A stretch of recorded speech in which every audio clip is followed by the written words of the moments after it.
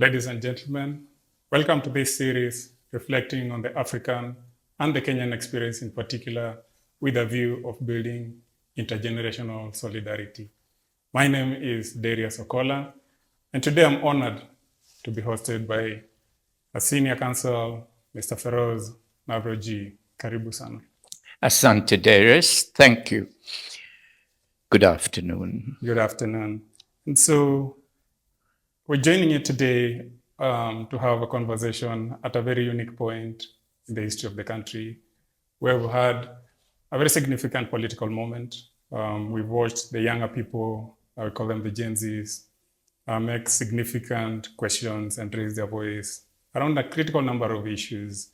This is not the first time in the history of the country where we've had these kinds of dynamics. From your vantage point and the advantage of history, what do you make of this moment in the history of the country? It's a key moment. It's a key moment. And the reason it is a key moment is that the gains that we have made and had made in two ways. One is in the constitutional aspects, that we have a gain of a very extremely good constitution, trying to contain the abuse and oppression that comes with power. And secondly, we changed the ethos of a democratic Kenya. And those gains, very hard won at a cost similar to what the Gen Zs are paying now, those came into danger. And at that moment, when the current oppression began to think that they had consolidated repression, oppression, self-enrichment, the Gen Zs broke through and asserted a new, not a new Kenya, but a fresh Kenya with these ideals that had been won. So it is a key moment. Uh-huh. And just dwelling a bit on that, one of the salient moments and question in this revolution is the economic question. Again, just with the advantage of history of these kinds of dynamics. How have you seen the interplay between these kinds of agitation and the kind of economic and material conditions and the material elements that come out of it? We should not lose sight of that conjunction. To give you a historical example, we are familiar, as we all should be familiar, with the history of resistance, the history of the pushback against oppression in South Africa, in another generation in India, in Algeria. But one of the important areas which we should look at always is the civil rights movement in the US South and the pushback there. And all of us remember the Great March on Washington in August 1963. That is where Martin Luther King gave the I Have a Dream speech. But that was not the intended focus. The intended focus was civil rights and jobs. And you will see that in the photographs which show the mall. It is the heart of the message that they then took to the then President Kennedy and said, this is not simply about civil rights. It is about the impoverishment. It is about the disabling of our youth. This is about the destruction of creativity, the destruction of dreams. And therefore, we emphasize that to shut down voting rights is to shut down the ability to gain economic power and economic self-sufficiency. So it is very, very important that the Gen Zs, when they are speaking, will always combine the rejection of abductions, the rejection of killings, but with the reminder the jobs are absent. Where are the jobs? Where are the economic promises of the period from June? Where are the economic promises from the 2022 election? So that is a key coming together, and I think that that should be passed on. Okay. One interesting dynamic is, in your view, what are some of the opportunities and spaces for intergenerational solidarity and intergenerational equity within this kind of a contestation? Sure. May I break it down and put it, before there is intergenerational handover, I think one of the most important things for the Gen Zs to do is to understand anybody who seeks change, national change, anybody who seeks to push back repression, anybody who seeks to enforce constitutionality, must first understand where is power coming from in our society? How is it operated? What are the conduits of power? What sort of power is being exerted? Then you come to the question of who is operating it. Because we come through a publicity and celebrity atmosphere, we tend to say, who is operating power? That's right. And that's a wrong question, because the people really operating power may not be the people who are the people well known. So what the Gen Zs have to do is to understand power. And you begin to understand power when you are the victim of that repression. And so the Gen Zs come at it with a base. So when we are speaking of power, we say, is it operated this way or that way? What way is it being operated? And so we should understand that the question then is, how is it being operated? Let me give you some examples on this. Under our Constitution, power should be operated through the National Assembly and the Senate. So we begin to expect that the National Assembly, which is there in order to reflect the demands of the electorate, should get this and that result. But within a very short time of the election, August 2022, we begin to see that the National Assembly does not reflect the demands of the electorate, but is reflecting the demands of another source, which is an individual who is the president. And so you begin to see that there is we should be looking at what that president is thinking and saying, rather than looking at Parliament. We can see the gap, we can see the error, we can see the non-constitutionality, but we still have to understand what is. So when you look at that, when you try and answer, you have to ask, what is the goal? What is the ideal? what are the aims and objects of this one president? And we have got to analyze that and understand what.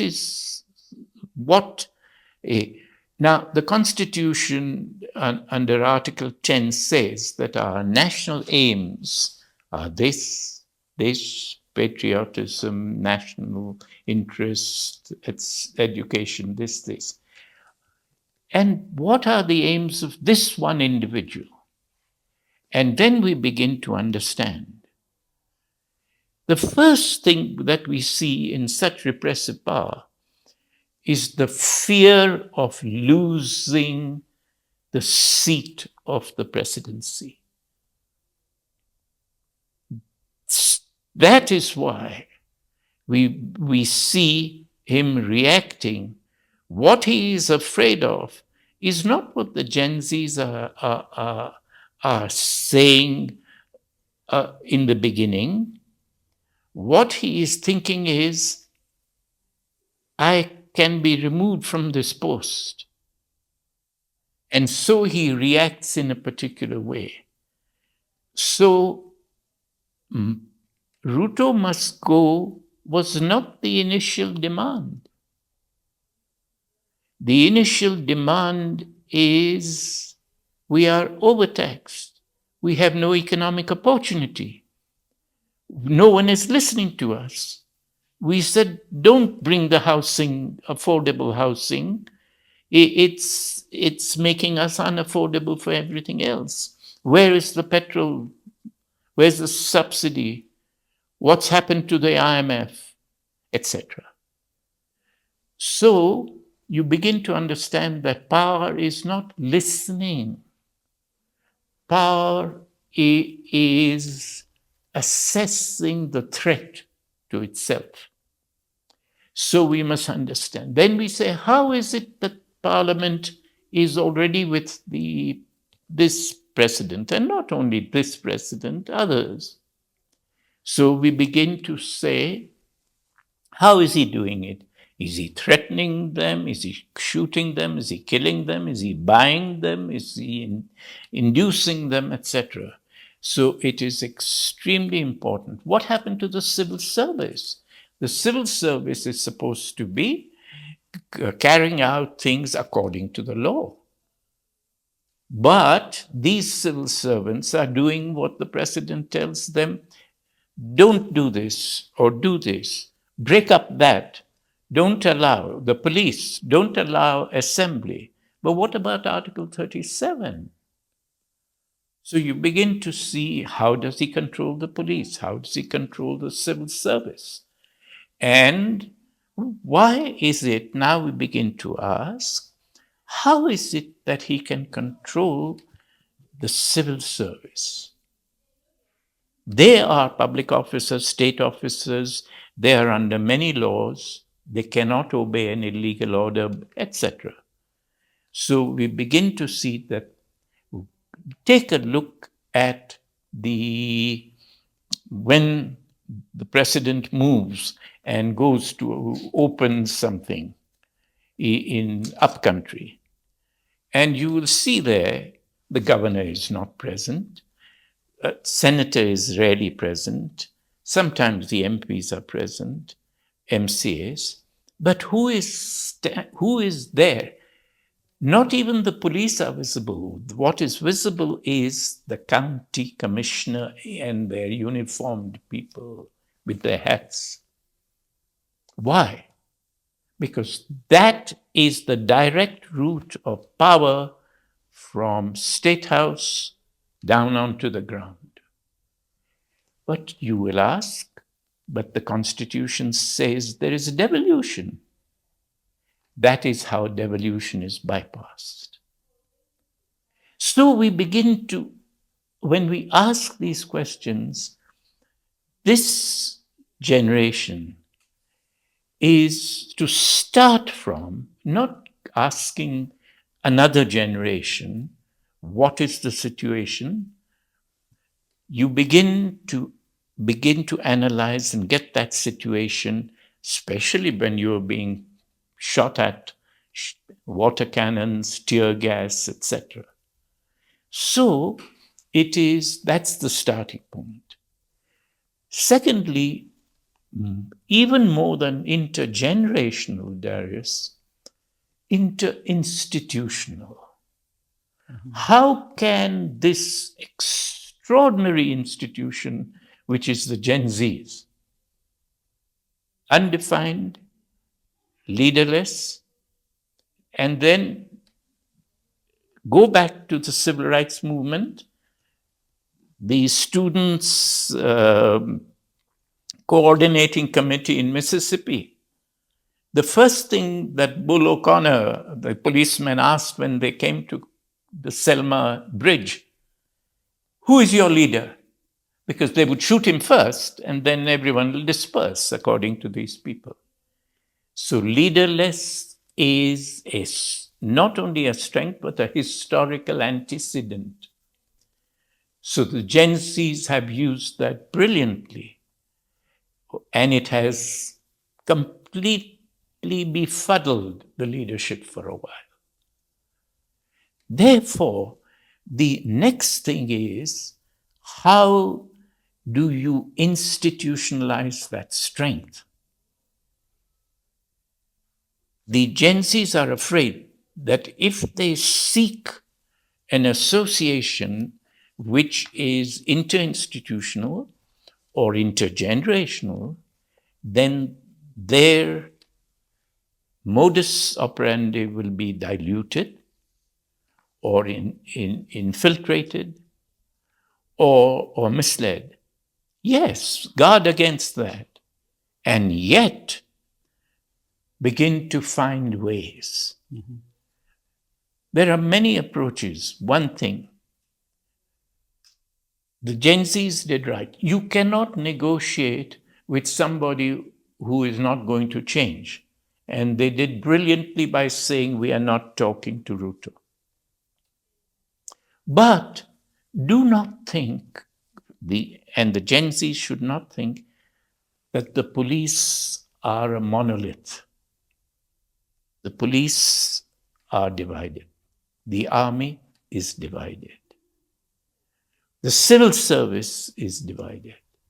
That's why Gen Zs get tips. Don't go there, go there. That's why the police are saying, some of them, this is not what we joined. The civil service is now realizing that they are not benefiting. Even the promise that you would do better, here is something, yes, it doesn't happen. The judiciary is standing, the lawyers are standing, the Gen Zs are standing. So how do we begin to make these groups even stronger and not lose out at the edges? Talk to the diaspora, talk to the persons who went through the second liberation but did not gain. And there are thousands of them. Mm-hmm. Thousands. They are saying, they can say, we did this. And now the Gen Zs must watch out for the biggest institutional threat, which is the political party of Ruto and the political party of Raila coming together. So now we begin to understand where power is moving and what we should guard against. So if we come to that point, Darius, then our next thing will be, because all this takes time to come, what is the immediate point that we are looking at? And the immediate point that we are looking at with these political parties coming together, we don't know as yet what the political parties of the splintering central province is coming. We don't know where Wiper will go or where Old Nark will go Martha has brought people together. But that is not yet an institution. So, what is the next thing? When you look at all this, what should the Gen Zs be doing? What's the action point when you understand power and the current immediate power point? It is the by-elections that are coming up. There is a by-election coming up now in Siaya. And it represents the opportunity for Ruto and Raila to say that's how we will do it in 2027. You see, you said ODM is finished. Here it is. Okay. Therefore, we are not there to talk. While we are talking, Ruto went to Mandera and said, all IDs without verification. All right? Yeah. It's not for us to sit down and say, oh my God, that man, is there no limit to the bottom? No, there isn't. And our task is, therefore, what, with our understanding of power, is the next step. And the next step is to make sure that our unity is applied in that one by-election. That one by-election is important. Therefore, that is what we should now be tweeting or whatever messages we are sending.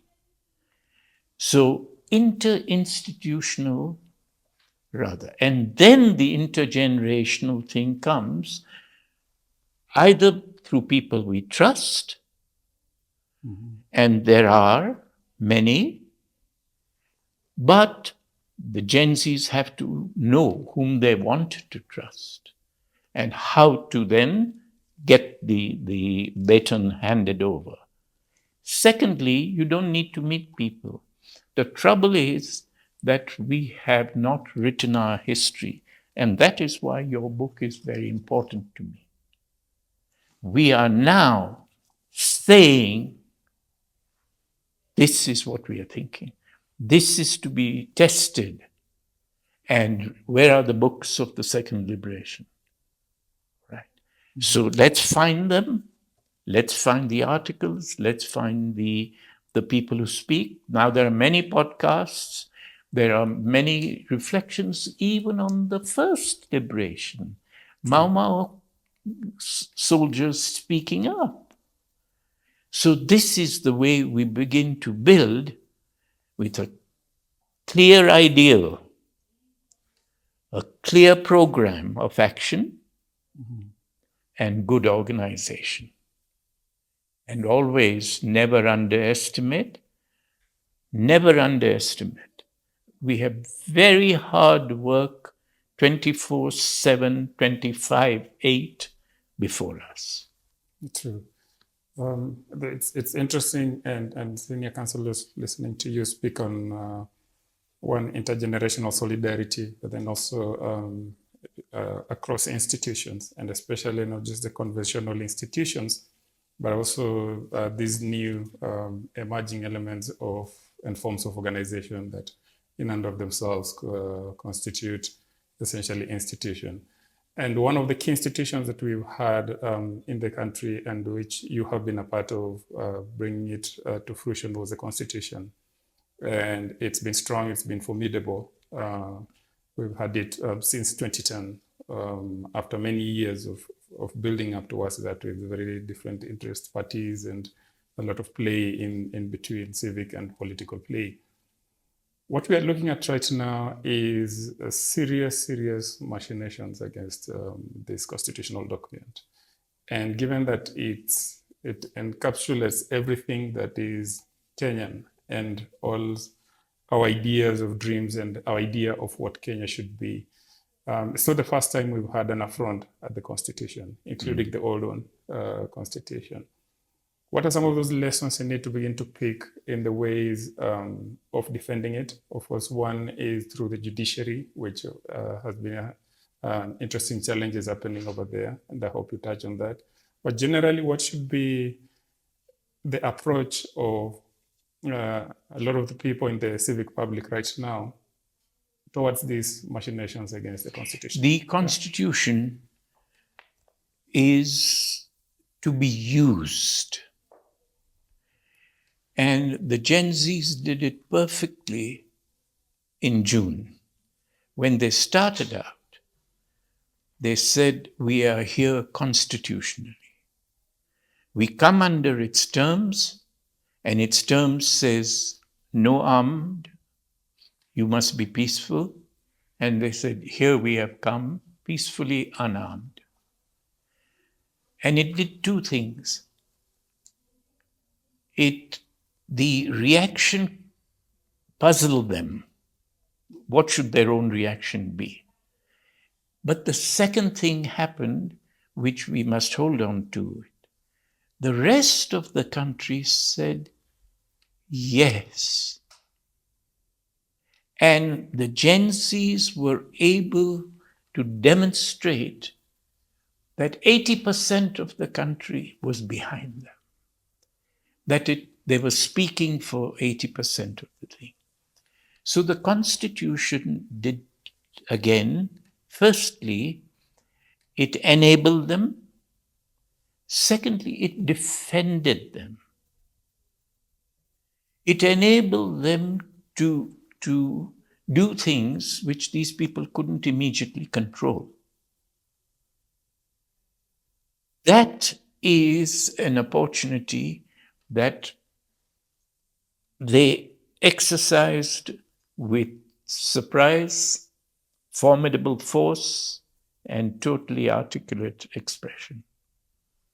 We should not lose the country's backing for that. The decision then went into Ruto's hand, and it was, we'll shoot. First we'll use rubber bullets, and first we'll use rungus, then we will throw water at them, then we'll hear tear gas.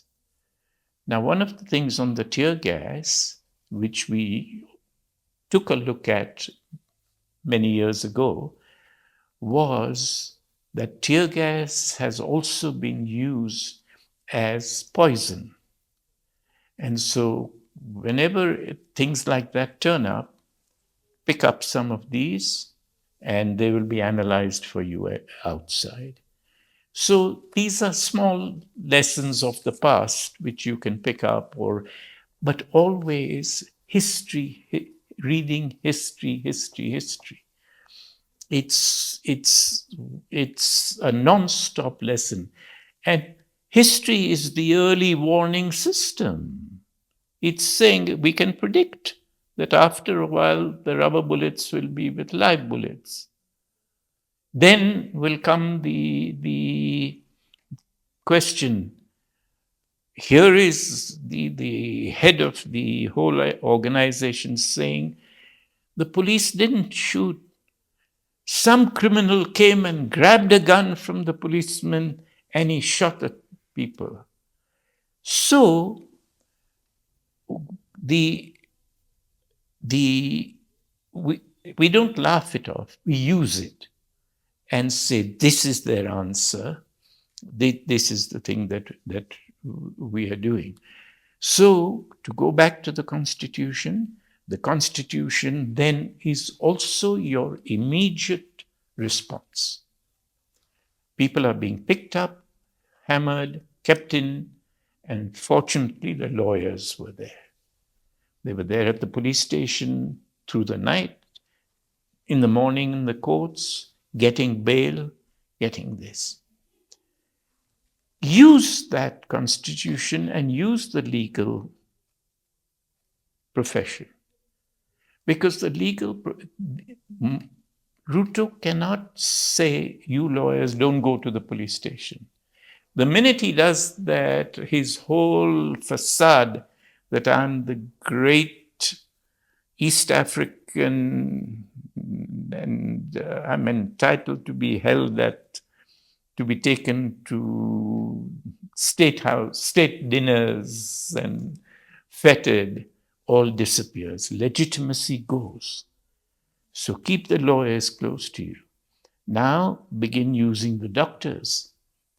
The doctors have to speak up to say there are more deaths.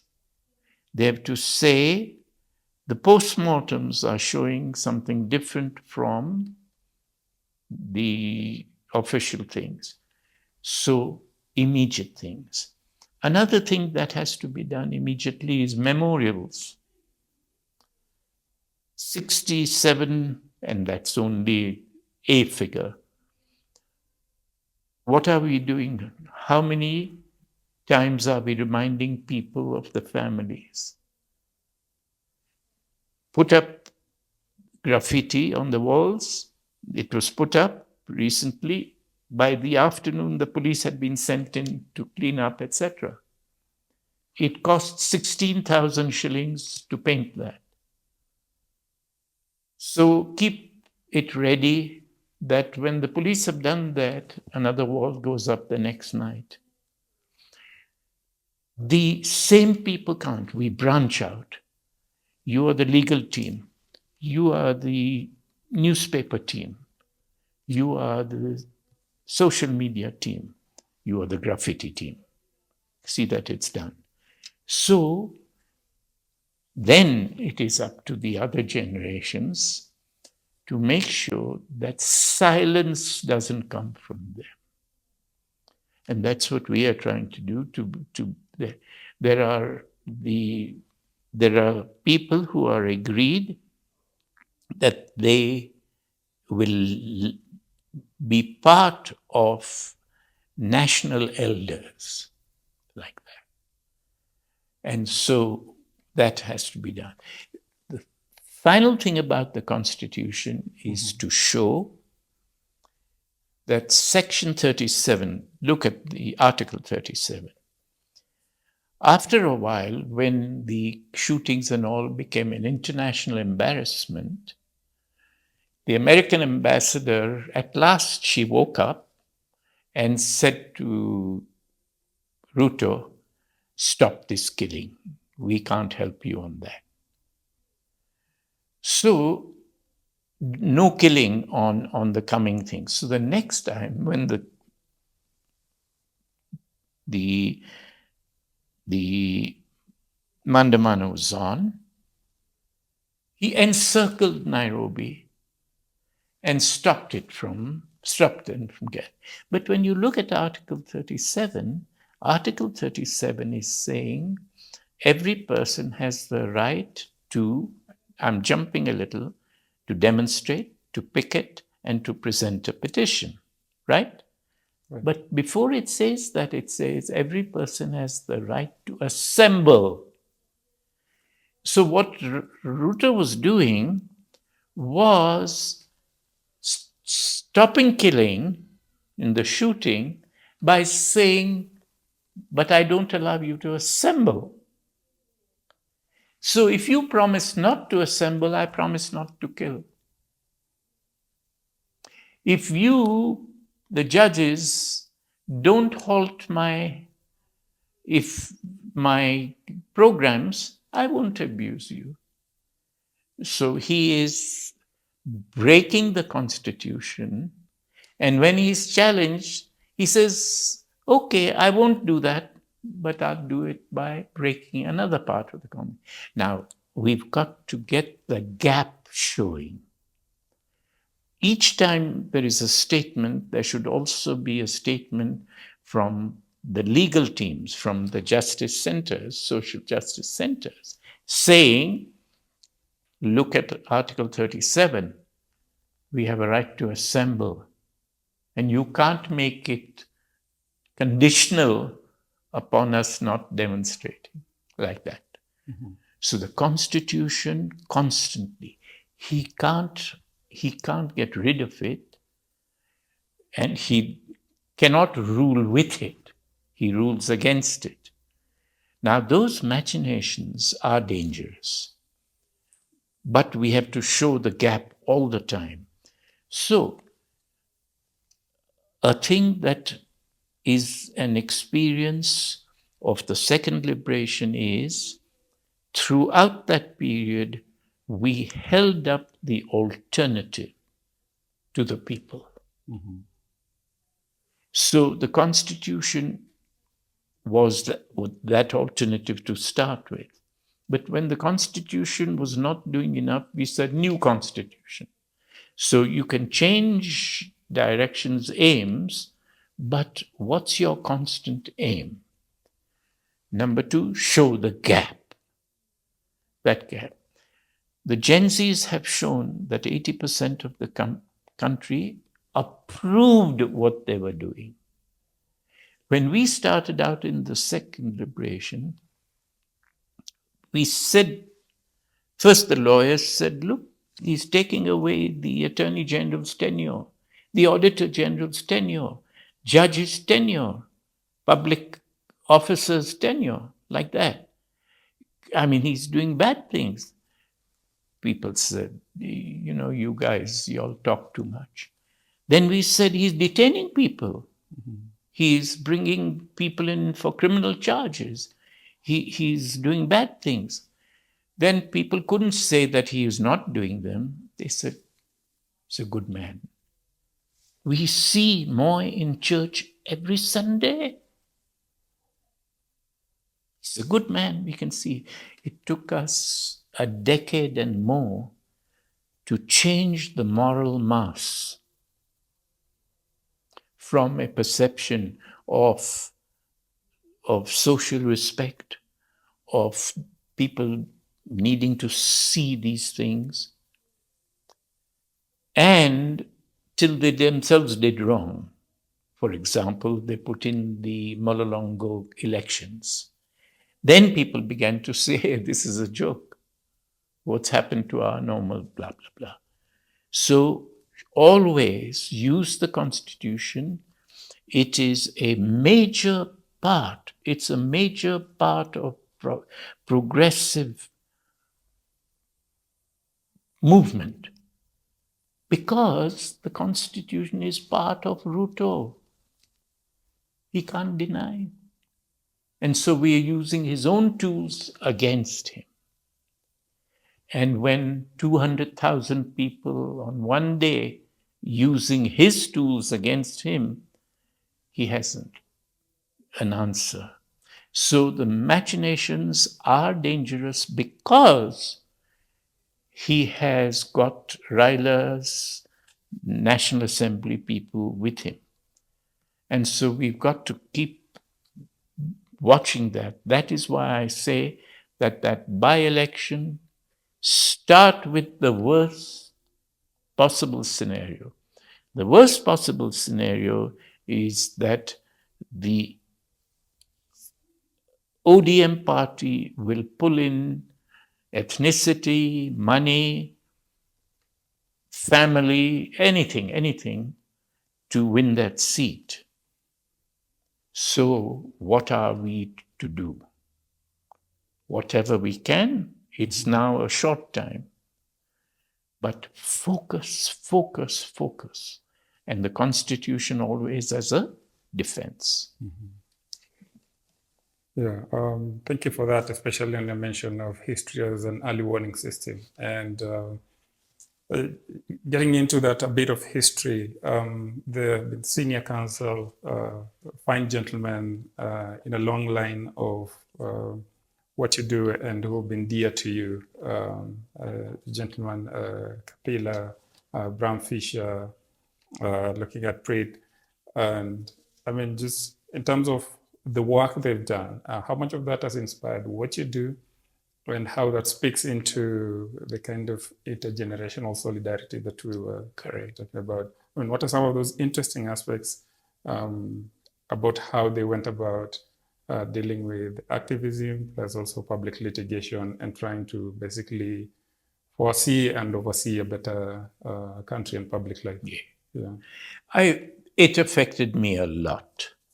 It was a major part of what I thought my work would be, that there must be not only the redress to an individual person for the individual injustice done to him or her or a group, farmers, people who are being shut out, people who are being discriminated, whatever it is, the big group or an individual. But when repression reaches the point where that injustice is affecting a major part of society, then there were, in our profession, I saw people like Pritt. Pritt was the lawyer who was defending at Kapenguria.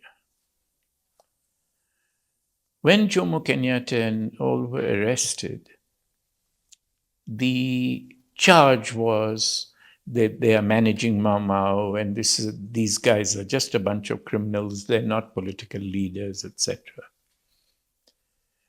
And Pritt was able to show,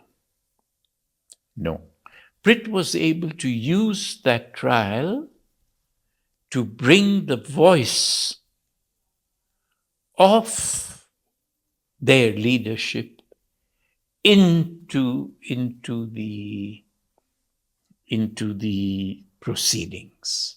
He did it by two things: by the questions he asked, by ridiculing what these people were bringing as evidence, good cross-examination to show they were lying, but also putting his client's case to those people.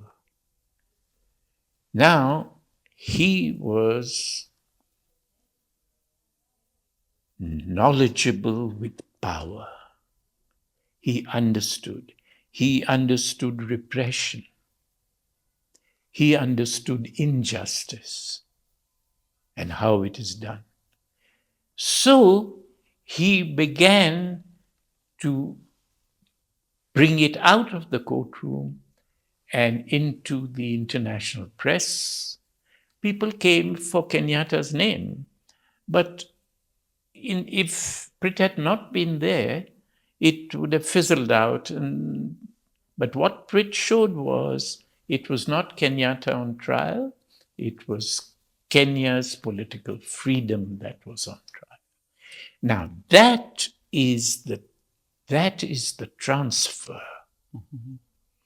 So fortunately, we have been able to draw on Pritt. I was many years with Kapila, his junior, and saw Kapila doing it. Occasionally we would talk about what Pritt was doing and how he was doing it. And I learned. Mm-hmm. And we began applying it not only here, but in Zanzibar, in Tanganyika, etc. But best of all, you saw it when Martha Karua, Senior Counsel, did it 1 month ago in the court-martial in Kampala. Exactly. What did she do? They said he is holding a gun and he came in illegally. And she said, that? No. What is on trial is, can a military court ever try a civilian? What is on trial is, how come it is the political opponent of the president, who is also the commander-chief, whose son is also the head of the military, whose portrait is on the wall with that court-martial, trying this and pretending that they're doing impartial justice, coming out of the courtroom and speaking to the press and saying, not only all that, but they're not even allowing me to defend. And that's what Prit said to the international press.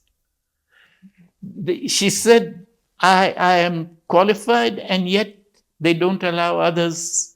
And we need many people because it's a very serious court. We need more people to come in, but they're barring them from coming. Here is my colleague from Angola. It was all over the press. What happened? What did Prit do? He said, here is Chief Davies from Nigeria. Here is Dudley Thompson from Trinidad, coming from Moshi. Here is Peter Evans from Ireland. Mm-hmm. Here is Chimanlal from India. This is how important this case is, not what you're trying to make it. This is not a settler SOP or anything. So these are the ways in which these people, Bram Fisher was able to do, and here is one more thing that he was trying to do. Bram Fisher was saying, this is not about, first of all, there was no intention to harm people through the military, ANC military.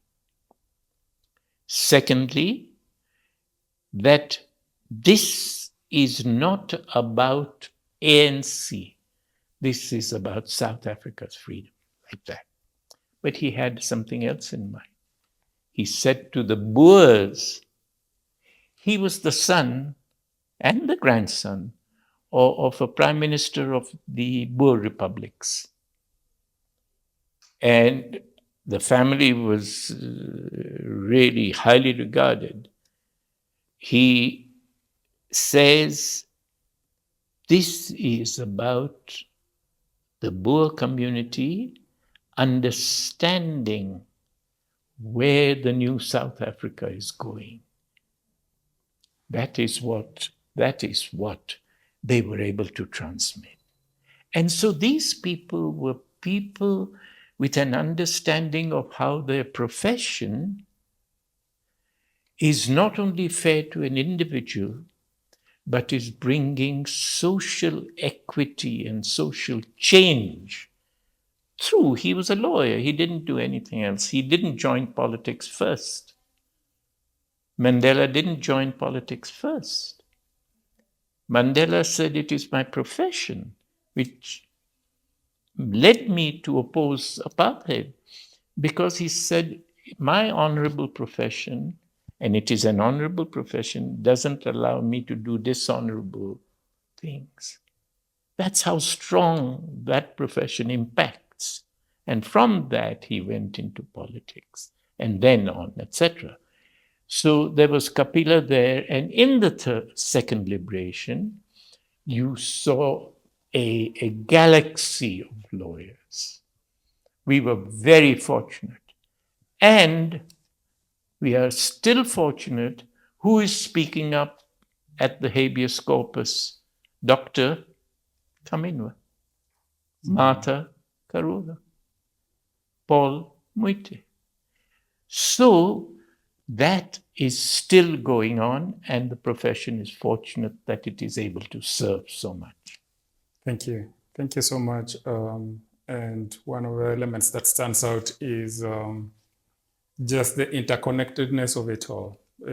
From South Africa to Zanzibar to Kenya to the UK, across the ocean. Yes. The sense of how much this shared reality and the need for to know what other people are doing in other different spaces, for the encouragement of it, for to be able to liaise with them, to be able to exchange notes and know who is where and what are they doing, and sort of what are the unique elements in what they are grappling with, but also what are the cross-cutting realities. Yes. And we're very, very appreciative of that. Thank you so much for your words of wisdom. Thank you for the encouragement.